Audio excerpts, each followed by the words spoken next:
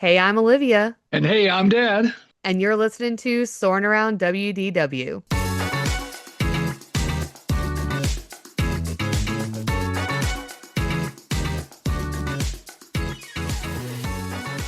Welcome back, Flight Crew. We are here today to jump back into our Parks of the Past behind the scenes tours. This is part two of this series, and so if you missed last week, no worries, no spoilers here. Head back over after this episode to hear all about the first three tours that we talked about last week. Today, we are going to get into more tours that had previously been offered at the parks. But really quick, before we get into this episode, Dad, I wanted to know if you had heard about the latest Disney news that just came out about Carousel of Progress. Have you heard this news? I have. I actually watched something about this a couple Ah, of days ago about how they're going to have a Walt Disney animatronic introduce the show, yep, and they're going to be changing all the scenes from 1960 will be the earliest one, yep, mid 80s, right? Next uh-huh, scene, Y2K, the next yep. scene, and then the next scene, they're like on a different planet or something. It's like way in the future, right? Yeah, which I guess was like part of the original concept by John Hench, and I did not know that. But so what are your opinions on this? Because I wasn't sure if you had heard of this or not, and I was quite shocked, to be honest. If Walt was here, he would have done the same thing because he just likes things to be updated, and Disney World or Disneyland's always evolving, right? It's never going to be static. Certain attractions will hang around, hopefully forever. Haunted Mansion, Pirates of the Caribbean, the Tower of Terror, hopefully. Um, but short of that, I think I'm up for the update. I It was just time. I mean, we've seen this a million times. We'll have it in our video library or on YouTube. You'll always be able to watch the way it was. Um, I think it's time because most of the people that can't relate to the turn of the century or the 40s. Sadly, those a lot of those people are gone. I think bring it to the 1960s. That was the year I was born. Yay! So it's going to Yeah. be. I think it's going to be pretty cool. Personally, I'm all for it. Okay, I'm glad to hear that. I am definitely was shocked, and I'm going to go ahead and insert here for you listeners the clip of us talking about Carousel of Progress when we did our World's Fair episode. And I just listened back to that clip, and we were like, maybe they'd update the last scene, but I can't see them touching this. It'd be kind of hard for them to touch. So it was funny listening back to that. So I'm going to go ahead and insert that clip here. It's so funny. Like now everything that's in there, it's supposed to be the future, and it's almost like the present. It's like the futuristic video game that they have that he's playing is very much like how they have, the more virtual reality games that exist now. And then talking to the oven is almost like an Alexa. We have things like that now. So it's almost like what could they update to make it even more of the future? And they've done little updates to that last scene here or there, more of like what's present in the scene, not necessarily the content. But do you think that's something that they'll eventually update, or will they just leave it as it is because it's a classic at this point? That's a great question. We always joke about how you're right. There are some things that are kind of, the VR stuff and things like that are popular today, but I think that was all kind of from like the 1990s. I think a lot of it, if I remember right. Um, Yeah. I don't know. And they talked about shuttering this thing, closing it down, what, like 10 years ago. Like, oh, this is going to be open seasonally, and then they're just going to shut it down. And people were very upset about that. And not that that makes any difference because, what they did to Mr. Toad, but that's another conversation. Yeah. Yeah. True. But yeah, I think that last scene, they haven't updated it at all this time. Are they going? I don't have a crystal ball. They might do something with it, but it might be years. So if I was a bet man, I'd say they're probably just going to leave it alone and just maintain it enough to keep the show running and keep the animatronics running properly. And that's probably all they're going to invest in it at this point. That's my guess. Yeah, I agree. I feel like they probably won't invest more money in it. And if they ever were to get rid of it, I feel like I don't think they would because it's such a classic and Walt had such a hand in it. I think if anything, I could potentially see them moving it back to Disneyland in some capacity, maybe.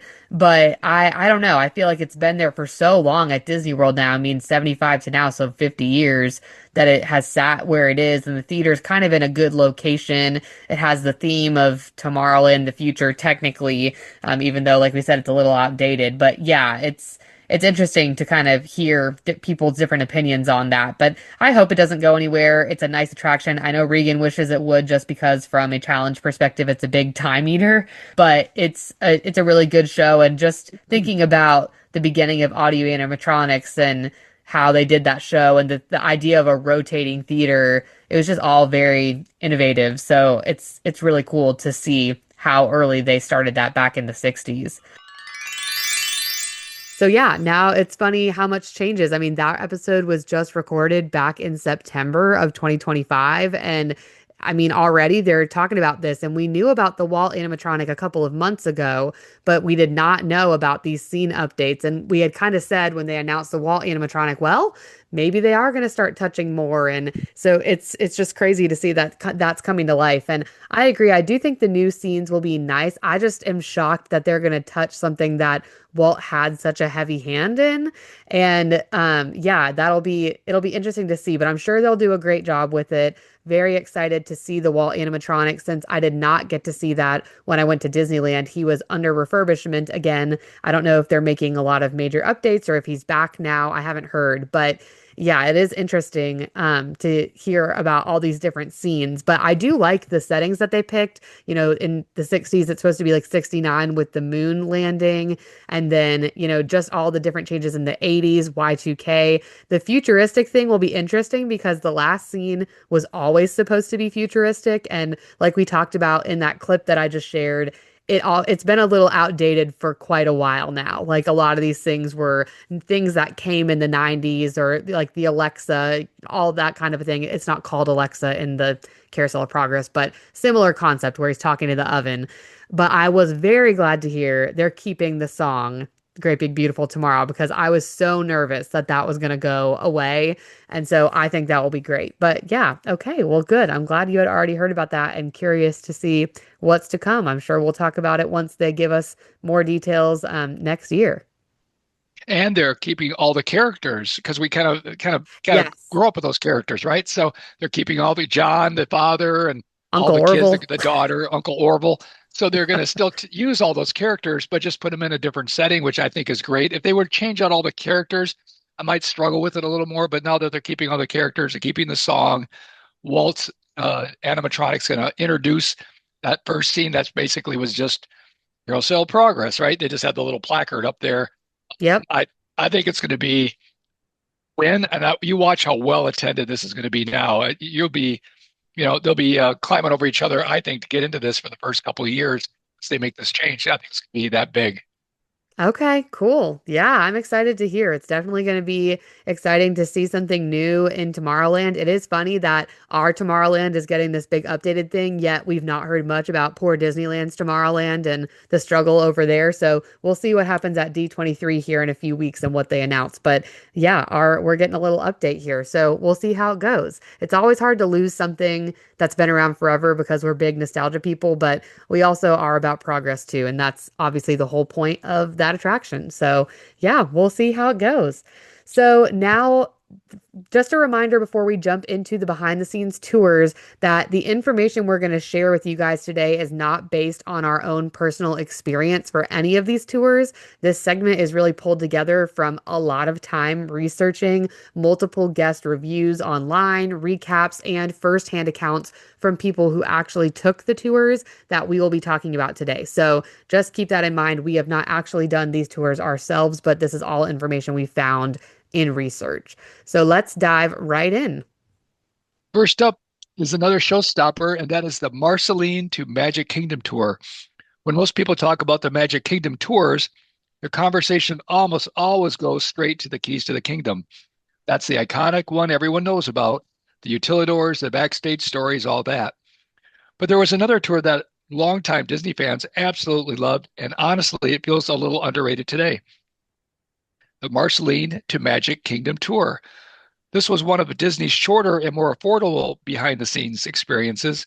But from everything we've read and heard from guests who actually took it, this tour packed an incredible amount of detail, storytelling, and surprises into just a few hours. Typically ran about 3 to 3.5 hours and cost somewhere between $35 and $50, depending on the time period. Discounts for annual pass holders and Disney Vacation Club members. Compared to tours like Backstage Magic, which could cost hundreds of dollars, this is really approachable way for Disney fans to dip into the world of behind the scenes experiences without completely breaking the bank. You also have to be at least 12 years old to attend. This tour is offered starting in the spring of 2016, ran for several years until we think about 2022. So the tour focused heavily on Walt Disney himself, specifically how his childhood hometown of Marceline, Missouri, directly inspired the design and atmosphere of Magic Kingdom. And that idea alone is honestly really fascinating because Main Street USA isn't just a generic small town America setting. It's deeply personal to Walt. The buildings, the architecture, even little details like the streetlights and shop windows all connect back to memories and experiences from his early life. Guests would check in early in the morning at the Town Square Theater near the front of Magic Kingdom before the park officially opened, and almost every review talks about how special this part felt. Walking into Magic Kingdom before the crowds arrive is already kind of surreal, but getting to walk down an almost empty Main Street with Cinderella Castle sitting there in the background, now that's one of those Disney moments that most people would never forget. A lot of guests specifically mentioned stopping to take nearly empty castle photos because you just never get that kind of opportunity during a normal park day. It's like jam packed near the castle all day long. And at check-in, guests received a personalized name tag, bottled water, one of those $5 Disney bottled Yeah, waters, yeah. and a listening headset, which became a really important part of the experience. The headsets allow the guide to continuously talk to the group while walking through the park without needing everyone to stop and huddle together constantly. So instead of feeling like a rigid classroom tour, it sounds like it flowed much more naturally. You could be walking through Liberty Square, Adventureland, while still hearing stories, trivia, and details the entire time. First section of the tour focused heavily on Main Street USA, Walt's early life. Guests pointed out subtle details most guests completely overlooked. Things like the names in the windows, the architecture of the cinema, and even the intentional transition from gas style lamps to electric lamps as you move down Main Street. That detail alone is such classic Disney storytelling. It visually represents the progression of America moving into the modern age. And that's really the theme of this entire tour, showing how Disney Imagineers use tiny environmental details to tell stories without most guests even realizing it. From there, the tour would move deeper into the park toward Liberty Square and eventually the Haunted Mansion, which for many guests became the highlight of the entire experience. Before even riding the attraction, the guide would walk guests through the queue, explaining the backstory, hidden details embedded through the mansion grounds. This included things like the names on the headstones, the raven perched near the organ inside of the attraction, and even the famous wedding ring embedded in the pavement outside of the queue, a detail tied to one of the attraction's longtime fan theories. One of the really cool things about this tour is that it leaned into both the official Disney storytelling and the urban legends that Disney fans have built around the attraction over the years. According to guests, guides explained how the Imagineers sometimes intentionally referenced fan theories and myths when redesigning portions of the Haunted Mansion queue. So, in a weird way, the attraction became this collaboration between Disney storytelling and decades of fan culture. Then came the ride itself, and this was where the headsets became especially unique. The group would board doom buggies together while the guide continued narrating throughout the attraction between the ghost host audio. Since everyone was wearing earpieces, other guests riding the Haunted Mansion weren't disturbed, but tour participants got this entirely different experience layered on top of the ride. Guides pointed out hidden effects, explained visual tricks, and shared details about rooms that most guests simply glide through without noticing. And next came the moment nearly every review talks about, the backstage haunted mansion experience. Most guests assumed they were simply heading to the next land after exiting the attraction. Instead, the guide would quietly lead the group backstage behind the haunted mansion itself. Phones had to be put away immediately, and from there, guests entered one of the most legendary backstage moments Disney ever offered on a standard park tour, access to the ballroom scene. Now, obviously, Disney kept this experience pretty secretive, and most guests who reviewed the tour intentionally avoided spoiling too much, which honestly makes sense. But what people did say was that seeing the famous ballroom effect from backstage completely changed how they viewed the Disney attractions. Guests got to see the Pepper's Ghost illusion in action from underneath and beside the scene while the ride was actually operating. And for many people, this became not only the highlight of the tour, but one of the coolest Disney experiences they ever had, period. What's especially interesting is how many former cast members apparently loved this portion too. Even people who had worked at Disney before described this backstage walkthrough as something incredibly special because it revealed the actual engineering and theatrical techniques behind one of Disney's most iconic illusions. It's also one thing to know that a trick exists, it's an entirely other thing to stand inside of the attraction and watch it function in real time. And apparently, the backstage area also contained references and connections to other classic Disney attractions, including Pirates of the Caribbean, Carousel of Progress as well, which added another layer of Disney history and interconnected storytelling. After Haunted Mansion, the tour would continue into Fantasyland and Tomorrowland, where the focus shifted toward Walt Disney's vision of the future and history of Imagineering itself. Guests learned about Walt Disney's involvement with the 1964 World's Fair and how attractions created there directly shaped the Disney parks for decades afterward. One stop that stood out to many guests was Cinderella's Castle's mosaic hallway. The guide pointed out hidden details embedded in the artwork that most people walk past without ever even noticing. Again, that idea of layered storytelling comes back, Disney hiding intentional artistic choices in places guests barely stop to examine. The tour would eventually end at Carousel of Progress, and honestly, this feels like the perfect finale. Carousel of Progress isn't just another ride, it's one of the attractions most directly connected to Walt Disney himself, as we talked about at the top of this episode. Originally created for the 1964 World's Fair, it represented Walt's optimism about technology and the future. For the tour, groups often got their own private theater, and the guide would continue speaking through the attraction, pointing out props, references, sponsor leftovers from GE, and visual transitions between eras that many guests had somehow never noticed before, despite riding the attraction countless times. One guide even used a flashlight during scene transitions to highlight hidden details as the theater rotated. And what really stands out when you look at all these reviews together is how consistently people describe the tour as being worth far more than its relatively low cost. Almost every guest talked about how much information was packed into the experience and how the tour fundamentally changed the way they looked at the Magic Kingdom afterward, not because it ruined the magic, because it deepened it. That's really the reoccurring theme across almost all of these discontinued Disney tours. They didn't destroy the illusion, they made the people appreciate it more. Seeing how carefully Imagineers layered stories into architecture, cues, lighting, props, and attraction design gave guests a deeper understanding of how intentional Disney parks really are. And Marceline to Magic Kingdom especially seems to have captured that balance perfectly. It wasn't trying to overwhelm guests with massive backstage access or technical operations like Backstage Magic. Instead, it focused on storytelling, Walt Disney's story, the story of Imagineering, and the story hidden in plain sight throughout the Magic Kingdom every single day. Wow, I mean, this tour is incredible. And honestly, for the price tag, it's a little unbelievable just how inexpensive it was when you compare it to Keys to the Kingdom or Backstage Magic or even the dang Wild Africa Trek. Like, it blows my mind that this was $50. I mean, did that number totally shock you, Dad? Did you know it was that inexpensive? I had no idea. I thought it'd be like $150. I would Yeah, pay that to do what, especially going down to the ballroom scene. Are you kidding me? Are you kidding me? for that Right? alone. That alone.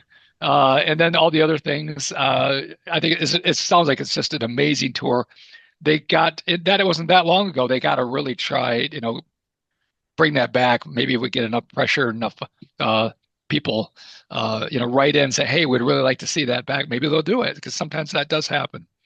And this is one that surprised me because it started in 2016, so not that long ago, and it came back after COVID. It came back for a couple of years. So I was really surprised to read that it was still around in 2022 and then they stopped it. And I can't imagine it wasn't selling out.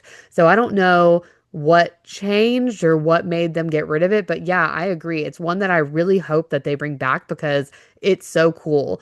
One thing that surprised me though was that the age limit included kids under 16. So for Keys to the Kingdom, because it has the backstage element and backstage magic, those both required 16 and older, but this one is 12. So do you feel like that's okay? Do you feel like that's too young? Like, what are your thoughts on them decreasing the age limit for this?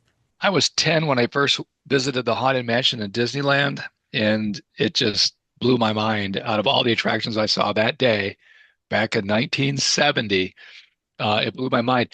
I think I would have been very disappointed at 10, 11, let's say 12, to actually go in there and see how it operates. I think I would have wanted to wait till I was older. Yeah, so I think 12 is too young. I just say that 16 cutoff age would be perfect for something like this, but younger than that, it kind of ruins the magic, I think. Yeah, I agree. I think it ruins the magic too. It's just not quite, you're not quite old enough to be okay with things not being what they seem. So I don't know. Yeah, I agree with that too. Why do you think Haunted Mansion works so well for backstage tours compared to other Disney attractions? Because that's definitely the highlight. Is it just because it's such a classic attraction? Is it because it's so involved? There's so many illusions. Like, what makes that a great one that people want to go behind the scenes on? It's probably the only place, if you think about it, in the Haunted Mansion that you could probably go in there, and as long as you're not being reflected by the light and you're showing up dancing around the ballroom Yeah. with the Yeah. ghost, it could happen, right? Because that's how the effect works. There's not a lot of other places in the Haunted Mansion where I think you probably can get in there when it's actually running. Yeah. So True. that makes sense. Um, I think that's probably why you think about other places, other attractions. There's not a lot of, some of this pirate stuff. I don't know how you go behind the scenes in that. Maybe when it's not running, but when it's running, that might be a bit of a challenge. So, yeah, I think Yeah. the Haunted Mansion just works. Especially that scene is so iconic. And I've seen different YouTube videos that show things that are introduced by Disney years ago, how they did the illusions with the guys dueling up in the pictures, and the trick is Hmm. really simple once you see it.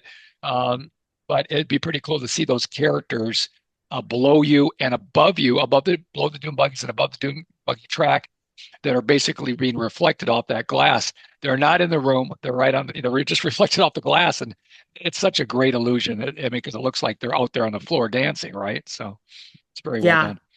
Yeah, it is very well done. So if Disney revived this tour today, what modern attraction or land do you think they'd add to it, or would you want to see added to it? Well, there's a lot of different attractions that would be kind of cool to see, Spaceship Earth and different things behind the scenes. But if I just stuck with the Magic Kingdom, even though I know it's boring for a lot of the young people, the Hall of Presidents, to be able to go in there before it Oh, opens and actually walk around right up to all the presidents and go check them out right up close, all of them, and they're all up there. yeah, I think, and those have been there a long time since 1971. yeah, Blake Gibson, sculpted all those back in the day. So, um, just, and I like history and everything, but I think I would really enjoy, going hanging out with Abraham Lincoln for a while and George Washington and see what's going on. And yeah. I just think that would be a cool behind the scenes tour, but it would have to be done, of course, um, before the park opened or very close to that, or before they opened the attraction for that day or whatever. So. Yeah, yeah. No, that definitely makes sense. Okay, cool. I agree. I feel like if I were to go behind an attraction, I mean, we've talked about this like Tower of Terror, but if we're sticking to Magic Kingdom, I think the attraction that comes to my mind first would actually be, but this is an old attraction now, it's not there, but Splash Mountain would have been really cool to see all those animatronics behind the scenes. Now it's Tiana's. It's not quite the same appeal, but the last scene in Tiana's where all the animatronics are and the big riverboat, it's similar-ish to the ending scene in Splash Mountain. I think that would be a really cool just to kind of see what it's like and get to walk back behind there. Like you said, Pirates would be hard to do when it's open, but that would be a really cool one too, just to kind of Yes, see absolutely. all the different animatronics and how cast members can get around back behind the attraction. So Right. Pirates would probably be number one of the attractions that are still left today in Magic Kingdom. That would be super, super cool. So, do you think that this tour sounds better than Keys to the Kingdom in some ways because it focused more on storytelling instead of the operations backstage? Or do you think that it's kind of comparing apples to oranges a little bit? Maybe a little bit apple to oranges. The Keys to the Kingdom gets you down into the utilidors, which is a big, huge plus for most big Disney fans, right? Just to go down there, Yeah. check that out. And we both did Keys to the Kingdom. I've done it twice. You've done it once with me, right? I don't know if Yeah. you've gone again. No, just the Um, once. and we had a great tour with a great tour guide. We really enjoyed that day and all that we did with Keys to the Kingdom. But I'll tell you, for the money, and even this was $150, I would pay it to do some of the things. And it's a little shorter tour. I get that. You don't get lunch or anything, but I think I'd want to do both. I don't think one's better than the other. Um, Keys to the Yeah, Kingdom might be considered better just because it's longer and it's more money, but doesn't always, wash out that way. So I think the second tour, the Marceline tour, is just a steal at $50. It's like that's unbelievable to me. I agree. If Disney brought it back today, do you think they'd keep it that price? You think they'd up it? Disney, of course, that I'll bet, right? It'd probably $100. I'm not kidding. I bet you they would be come back and it'd be $100, and it's, people would still pay for it. Oh, Three and a yeah, half hours, why not? So, I agree. I agree for sure. Okay, so moving to our next tour, the World Showcase Destinations Discovered. This tour was one of Epcot's more in-depth guided experiences and really focused on the storytelling, architecture, history, and hidden details throughout the World Showcase. Over the years, the tour changed quite a bit, so depending on when someone took it, they could have had very different experiences. The original version of the tour was around 4.5 to 5 hours long and took guests through all 11 World Showcase countries with both on-stage and backstage elements included. The tour was designed for people who really love Epcot details and history rather than the thrill rides or attractions. The tour was typically offered in the mornings with versions over the years beginning either around 8:15 or later like 9:30 and 10. Guests would check in at Epcot before park opening, and many people love to get to walk through World Showcase before the crowds arrive. So, especially that earlier 8:15 a.m. piece, because oftentimes World Showcase is not entirely open during like extra magic or early entry hours. That alone was considered a huge perk because the area felt quiet and atmospheric in a way that most guests never get to experience. The cost also changed over time. Earlier versions were $79, while later versions increased to about 109 to 116 plus tax. Park admission was always required separately, and discounts were available for the annual pass holders, vacation club members, and Disney Visa card holders. And this tour, from what I could tell, ran from July 2015 until March 2020. which was probably that's when COVID kind of hit, right? So that probably just Yep. shut that right down, right? Everything else. The tour itself was essentially a guided walk around the lagoon with a cast member, sharing stories, trivia, architectural details, cultural inspiration, and hidden engineering touches in each pavilion. One reviewer said that they thought they already knew everything about World Showcase, but still learned something new in every country.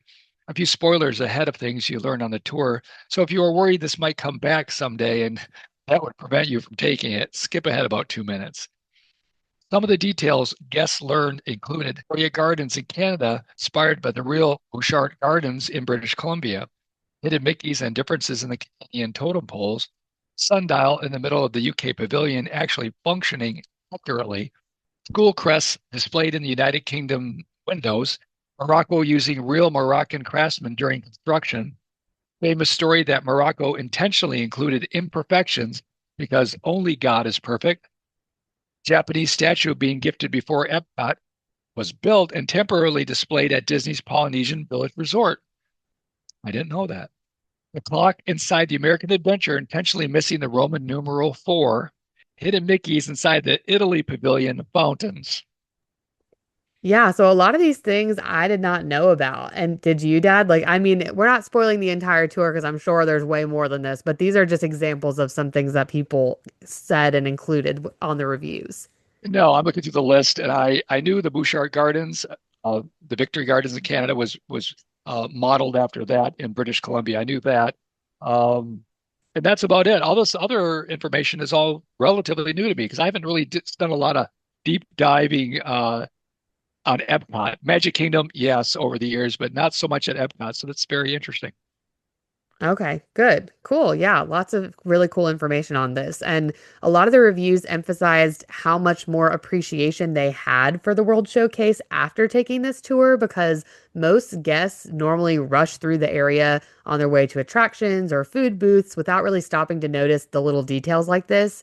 Backstage experiences obviously varied depending on the year and possibly the tour guide. Some guests reported seeing illuminations, fireworks, barges backstage when that was still happening at night, festival kitchens, behind the scenes access in select pavilions, cultural demonstrations, and or VIP viewing for illuminations, the nighttime show, or the other nighttime shows. I guess Harmonious was the one that was like towards the end, or maybe that was post COVID. Now I can't remember. But this is also where reviews became inconsistent. Some people expected that there would be more ride access or more extensive behind the scenes backstage tours in the pavilions, and they were disappointed when their experience was a little more lecture heavy. One reviewer mentioned hearing that other groups had experiences like Frozen Ever After access or backstage areas in the American Adventure, but their own group did not receive those extras. Lunch was another part of the tour that kind of changed over time. Some versions included full meals at places like the restaurant Marrakesh in Morocco and Rose and Crown Dining Room over in the UK Pavilion. Other guests later reported that the included lunch had been downgraded to lighter snacks without much warning, which kind of caused some frustration because the price remained high and even in some cases increased from the sit down meal to the snacks. And the overall tone of most reviews was still positive, especially from longtime Disney fans. Many people said this tour was for the Epcot nerds in the best possible way. Guests who love Imagineering, architecture, hidden details, and Disney history seemed to get the most value from it. One of the biggest recurring negatives was simply the length and weather. Spending 5 hours mostly outdoors in Florida heat was rough, especially during summer months. Another thing guests consistently praised was the cast members leading the tours. Since groups were often small, guides could personalize the experience and answer questions throughout the walk. One reviewer even had a group of only 2 people, making it feel almost private. The tour also had some restrictions. Guests had to be at least 16 years old with photo ID required. Photography was prohibited backstage. It was wheelchair accessible, but some experiences required transfers. It was not recommended for guests with certain medical conditions. Overall, the consensus seemed to be that the Walt Disney Showcase Destinations Discovered was one of those tours that rewarded repeat visitors. If someone already loved Epcot and wanted to slow down and truly appreciate World Showcase, this was probably one of the best ways to experience it. So this tour, I mean, when you think about this, so the price of this tour compared to the price of the Marceline tour that we just talked about, I mean, it's kind of crazy that this tour ended up getting up to like $116 and that one was 50. And that's, I mean, this one was a little longer, but you didn't get very much backstage access. Like it talked about, like we just said, it was very informational and not very much backstage access or behind the scenes stuff except for some like information.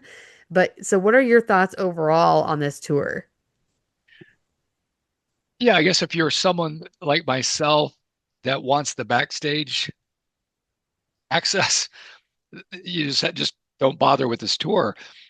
This would be, I think this is more like looking at the architecture, all the hidden stuff, all the things the Imagineers did that you're supposed to notice that, but you never do because you're always just tearing through there, right?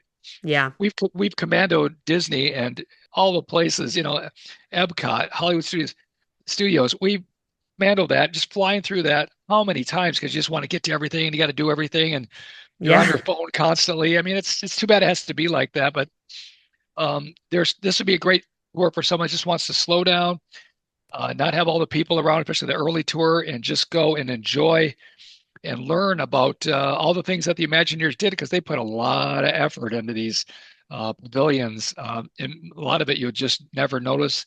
Uh, and just it's the regular day at Disney. You just won't notice it because you're just so busy, doing all this other stuff. But there's a lunch included, and some of them, like to say, some of them might be just a snack, or maybe it's Rose and Crown. Depending. Maybe that's why that price vacillated a little bit. Maybe because Yeah. it's 100, whatever, 19 or 60 now because we're including this meal.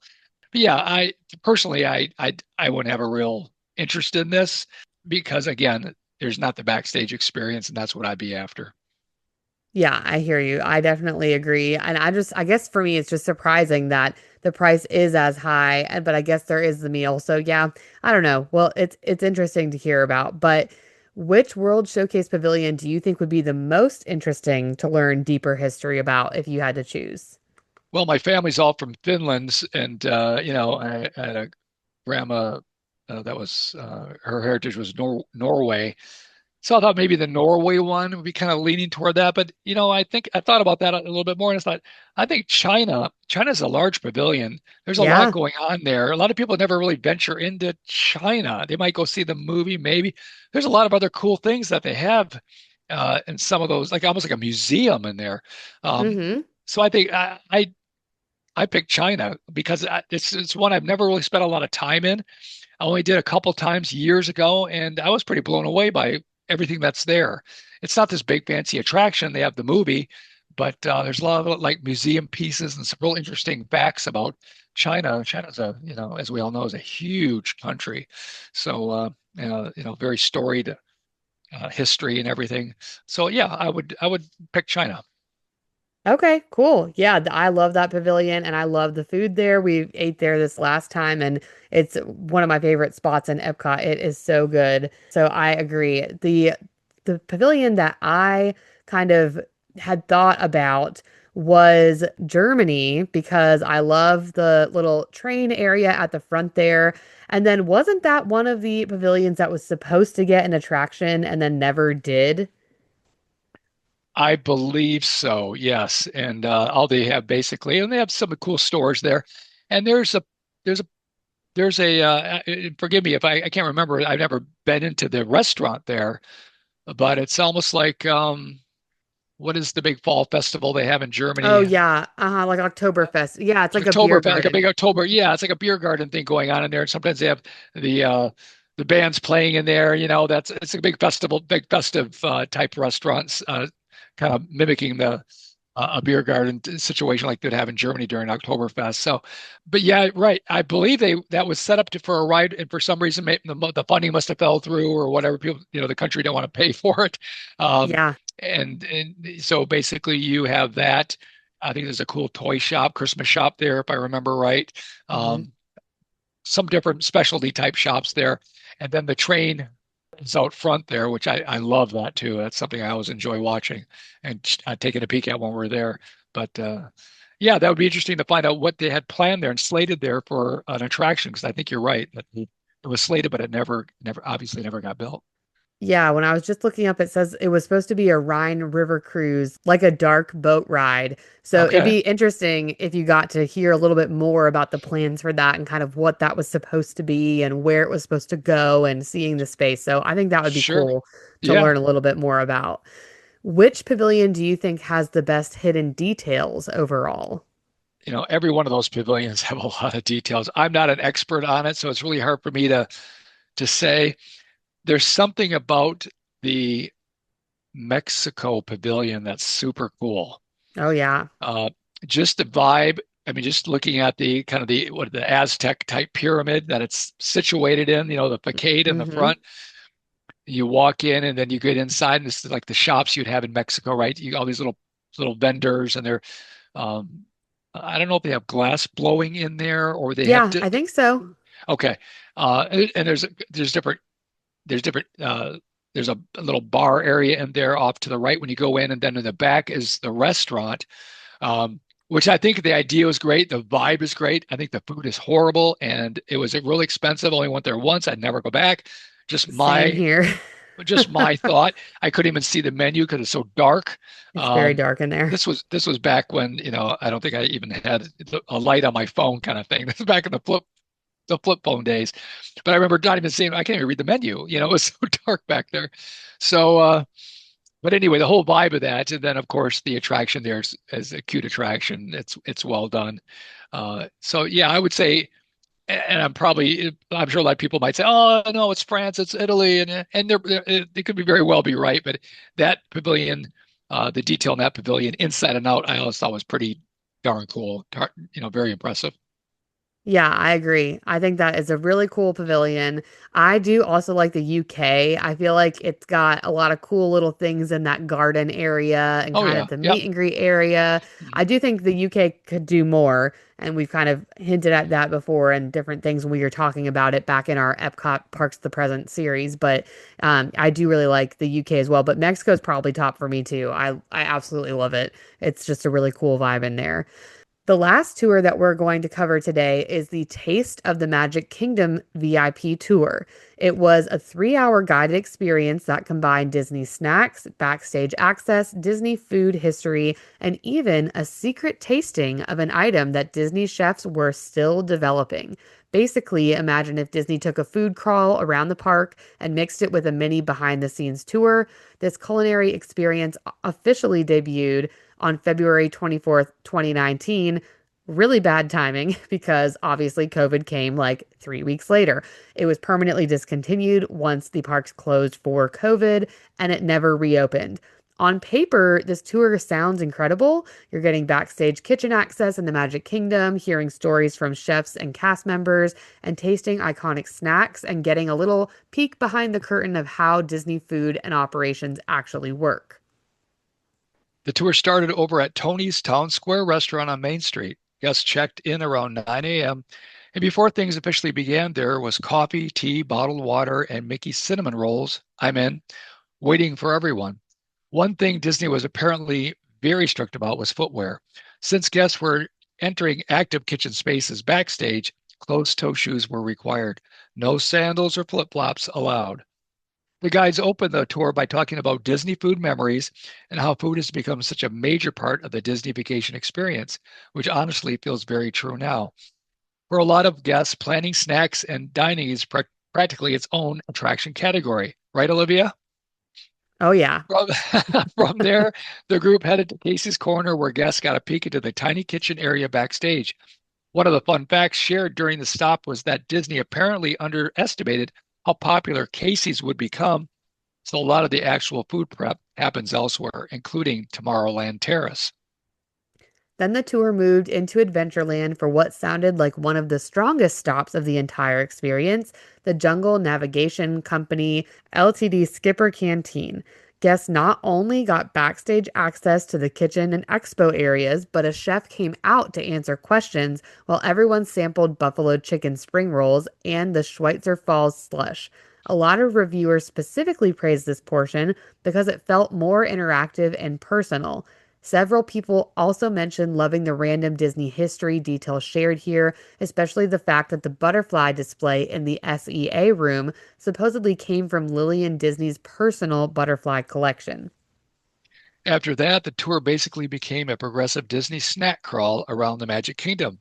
Mm. There was a Dole Whip stop at Aloha Isle, turkey leg samples at Taratuga Tavern, popcorn in Liberty Square, the Gray Stuff near Be Our Guest restaurant, and the Mermaid Donut near Prince Eric's Village Market. One thing that came up repeatedly in reviews was that the food itself was actually very good. Portions were intentionally small, but most guests felt like Disney picked iconic snacks that represented the park well. The tour guides also got a lot of praise. Multiple reviews mentioned that the guides were knowledgeable, energetic, acted were with random Disney food facts and operational trivia. One of the facts that seemed to surprise a lot of the guests was hearing that Cosmic Ray's Starlight Cafe is considered one of the busiest or most efficient quick service restaurants in the world. And I believe that because that place is jamming. Oh yeah, Sunny Eclipse, he brings the people. There also was discussion about Disney's food waste initiatives, including recycled cooking oils and food donation programs, which honestly sounds like the kind of behind the scenes information people wanted even more of. Because while most reviews agreed that the concept of the tour was fantastic, many also felt like the execution might have needed a little bit of work. One of the biggest complaints was the pacing. 8 food stops packed into a 3 hour tour inside the Magic Kingdom apparently made things feel kind of rushed at times. Reviewers mentioned constantly weaving through congested walkways, struggling to keep the group together in crowded areas, and probably the most common criticism that I read was across almost every review included the lack of headsets. And that's interesting. And of course, when they got done with the 8 food stops in 3 hours, they had a bottle of Maalox for everybody. Yeah, no kidding. They need some Tums along with the meal. Unlike some of Disney's other premium tours, this one apparently did not provide earpieces or audio systems for guests. That meant if the group spread out while walking through the park, many people simply couldn't hear the guides anymore. Several reviewers said this became especially frustrating in noisy or crowded areas where guests in the back missed stories, facts, or instructions entirely. Instead of really diving into how Disney kitchens operate behind the scenes, some felt the tour focused more on expo lines and order screens rather than actual food processes. And honestly, that seemed to be the reoccurring theme of most of the reviews. The tour had all the right ingredients, but maybe not enough depth to fully justify the VIP label. Now, the final stop of the tour might have been the most interesting conceptually. Guests were taken to Tomorrowland Terrace where they sampled a secret in development food item being tested by Disney chefs. No photos were allowed, and guests were asked to not publicly share what the item was because Disney was obviously still developing it. Although, based on reviews, apparently not everyone loved the mystery item they sampled, but I guess not everyone's gonna love everything, so that makes sense. Overall, the consensus from most guest reviews seemed to be that the Taste of Magic Kingdom VIP tour had incredible potential. The idea itself is fantastic backstage access, Disney food history, chef interactions, and iconic park snacks all wrapped into one experience. But many guests felt like it needed slower pacing, smaller groups, more detailed backstage content, and audio headsets to truly feel like a polished premium Disney tour experience. Still, for the hardcore Disney food fans or Disney history fans, it absolutely sounds like the kind of experience that would have been fascinating to try at least once. But let's be honest, Disney fans love two things: backstage secrets and snacks. And this tour was entirely built around both. So, Dad, which snack stop would you be most excited for? I think I know the answer, but let's see if it's correct. I'm going Dole Whip. Oh, I was going to say Mickey Cinnamon Roll to start. Okay, Dole Whip, Yeah, that's a classic. That's if we were like recording this at breakfast time, I'd probably say Mickey cinnamon rolls. But since it's what is dessert it, time. 8 o'clock? Yeah, it's time for dessert, so I'll go with the Dole Whip. But yes, I do. I'm definitely a big cinnamon roll guy. So Okay, good. So if Disney brought back this tour today, what is one snack outside of what is already listed, what they do, that you think would need to be included? I find this kind of funny because it's just so much our family. And I don't know if they include this or not, but you have to drop a Mickey bar in there, right? Here's a Mickey Yeah. bar, Oh, or yeah. or a slushie. I know people are like, oh, you get those at 7-Eleven, but how many times did I take you kids to the lunching pad right underneath the people mover? And we always hit that like at 3 o'clock in the afternoon, and we just had our slushie. So Oh, yeah. uh, That and a mix of cherry and Coke. Let me yes, tell you, that hits. that's the way it's done. Yep. That's so good. I agree that, yeah, Mickey Premium Bar is like the top. People that say the ice cream sandwich is better, you're kidding yourself. No way. The Mickey Premium Bar is it. Sorry, we just Yes. lost a bunch of followers, but love that. Love that. Which backstage kitchen would you want to see more inside of? Is there a certain restaurant or area that you would want to see the behind the scenes piece of? Since it's my favorite restaurant in the whole Disney World, Liberty Tree Tavern, I thought let's that go might be back in your the answer. kitchen and grab some turkey and some potatoes and sneak some, stuffing and all that good stuff. So yeah, Liberty Tree Tavern. And yes, I do have the glass Liberty Tree Tavern mug in my freezer, Oh which yeah. occasionally I dump some A&W root beer in and relive those magic memories. So, Oh, so good. Yes, love that. I think it'd be really cool. I don't love the food, but to see how they do Cinderella's royal table and like how they get the food, where the kitchen is in the castle, like how that works, I think that would be really cool. Do you think the secret future food tasting is a cool part of the tour or kind of like overhyped and not necessary? I think that's a little overhyped. They could be, who knows what's in that future food, What are they handing Yeah. you, Uh, no, I know some people really dig that. My wife would probably, she's a real foodie. Okay, if you're a real foodie, you Hmm. probably are really into that. I am clearly not. Most listeners probably Yeah. know that by now, and my daughter is probably not so much either. Yeah. So we're not looking for any sort of mystery meat, snack item. So yeah, I mean, for me personally, I consider that overhyped. Yeah, I feel like that they like talk that part up, but for me, that's definitely not the drawing thing of this tour.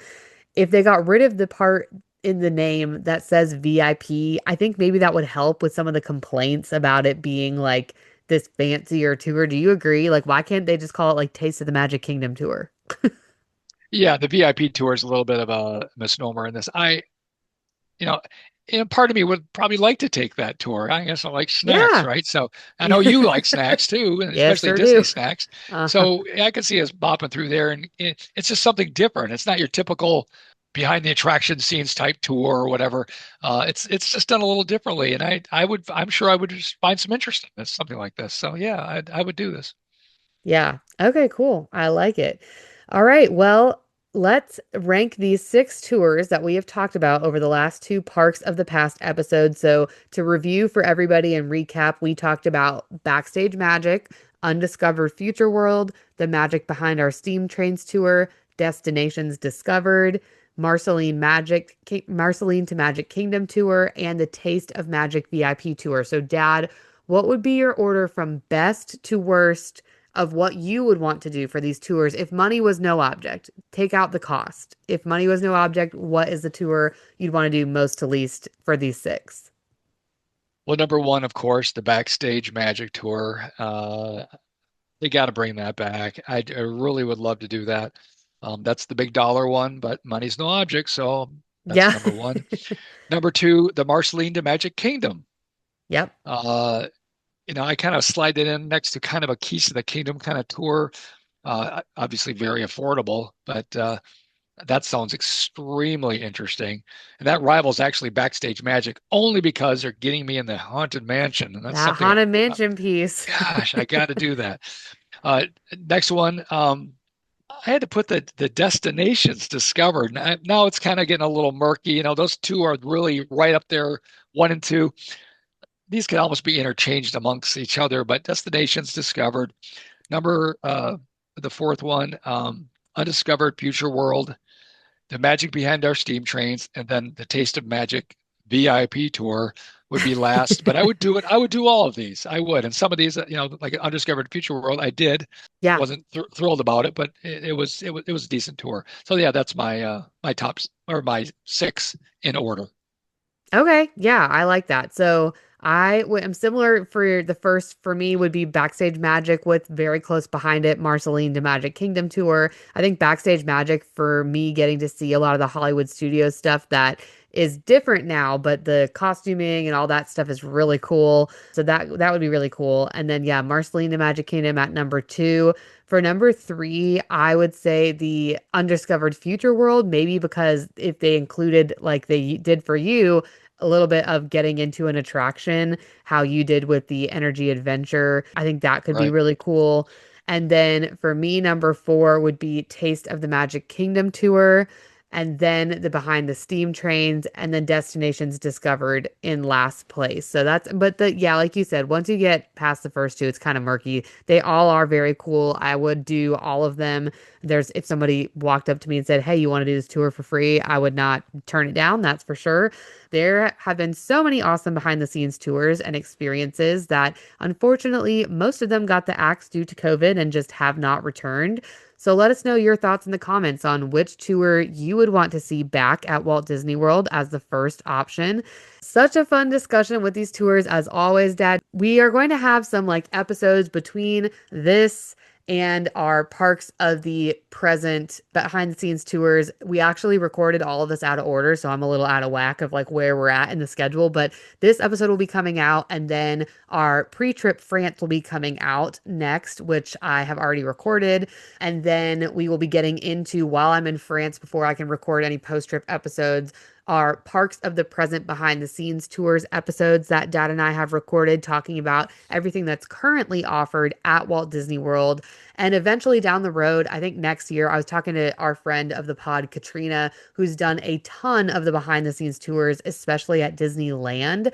And she has had some really cool experiences. So hoping to bring her on the podcast sometime next year, and we'll get into some Disneyland stuff in the future because there's just so much to discuss over there, obviously. There's just a lot of cool offerings that they still have at Disneyland that encourages me that maybe Disney World will start to bring some of these behind the scenes stuff back. But our episodes will be kind of a little out of whack the next few weeks. And then we're going to be hitting our 100th episode very, very soon. So stay on the lookout for a special episode for that. That will be in the coming weeks. And we're going to ask you guys to participate in that a little bit too, and with some questions for us that we can answer on that episode. So I will be posting more information about that in the coming weeks. But I think that is all for this week, Dad. So we will catch y'all next week. See you next week. Hey, thanks so much for listening. If you enjoyed today's episode, be sure to give us a follow on Instagram at Soarin' Around WDW Pod, where we share fun reels, throwback photos, and dive into weekly polls and debates. If you're listening on Spotify, be sure to follow and hit that 5-star button. If you are over on YouTube, subscribe and leave us a comment as well. If you're listening on Apple, a 5-star rating and a written review would mean the world. You can also now support the show through our Patreon at patreon.com/Soarin'AroundWDW podcast by becoming a free or paid member and finding exclusive content and bonus episodes and videos there too. Thanks again for joining us. Catch you on the next flight.